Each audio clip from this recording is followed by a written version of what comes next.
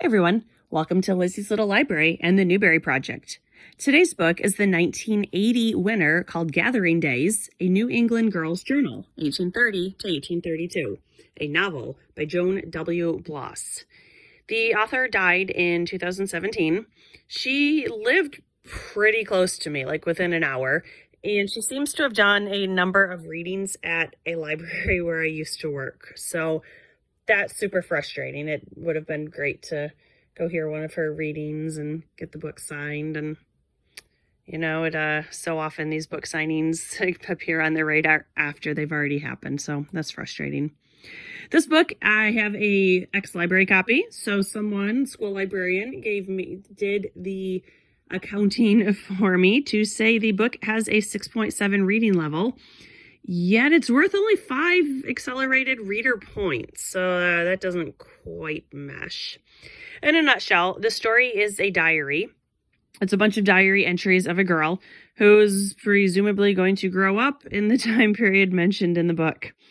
The copyright page gives away way too much information. But then I read the first page, so never mind. The first page reveals the exact same information. Which is to say, this is the story of a girl who spends a year, dad gets remarried, and her best friend dies. So, spoiler warning there. The girl who kept the diary is giving it to her granddaughter approximately 65 years later. So it is a framed story in which she writes a preface to the granddaughter. Here is the diary, and then we read the entire diary, and then she writes an end note closing the letter to the granddaughter. So the entire plot was just summed up there in the first page. The events, yes, they have more detail, but I really found the story to be quite shallow and very surface level. Even when Catherine, she's her character, even when Catherine's friend Cassie dies from the fever, I didn't really feel anything because there was no emotional connection built with any of the characters. Just as an example, I picked a random diary entry. This is from page 8. It says Monday, November 1st, 1830. Only 3 more weeks remain until Thanksgiving Day. I must attach my new lace collar to my Sabbath dress. Also, it being snug for me, I must take up the patterned frock, which I have given to Maddie. She can use it nicely, I think, together with her new knit stockings and the red Morocco boots that were mine once also. Cassie and I and Mrs. Shipman have already begun the preparations for the Thanksgiving meal. The cakes we made first are those that keep best in the cellars cool. Last year, we turned out some gingerbread. Today, we made a Yankee cake and a firm plum pudding. Mrs. Shipman's sister in Salem had sent a new recipe for this, but as we had no currants here, we had to do without. And it's like, who cares? So it wasn't all that mundane. There were a couple plot points that I thought were more interesting. For example, at one point, the kids seem to think there's a phantom in the area. Cassie sees a note asking for pity that it's cold.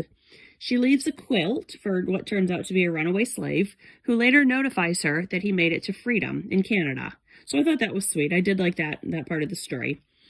Also, at the end, her friend's aunt marries the former school teacher, and Catherine has been asked to stay with them for a few months to help with the baby. She's really happy to do this. Personally, I'd rather stay home and continue my education, but then again, I'm very thankful I live now and not in 1830. Overall, it was a fine story. I thought the entries were way too short to build any emotional depth with any of the characters. A much better story in diary format, in my opinion, is called Mostly Michael by Robert Kimmel Smith. It's written at about a 4th grade reading level, and I find it to be much more interesting than this. This reminded me a lot of the stories in the Dear America series, but whereas those were set in pivotal times in American history, like Pearl Harbor, like the sinking of the Titanic, like the winter at Valley Forge, this was just set in a rather uneventful time and place. There was one honor book this year called The Road from Home. I've not previously read it. And the next winner is the second Catherine Patterson win for the book called Jacob Have I Loved. I remember this being one of my top 10 favorite books as a kid, and I really hope it's as good as I remember. That's going to crush part of my childhood if I don't like this book. So I will get to Jacob Have I Loved soon enough. This was a gathering of days. I do not recommend this one. Thanks for watching. Talk to you soon. Bye.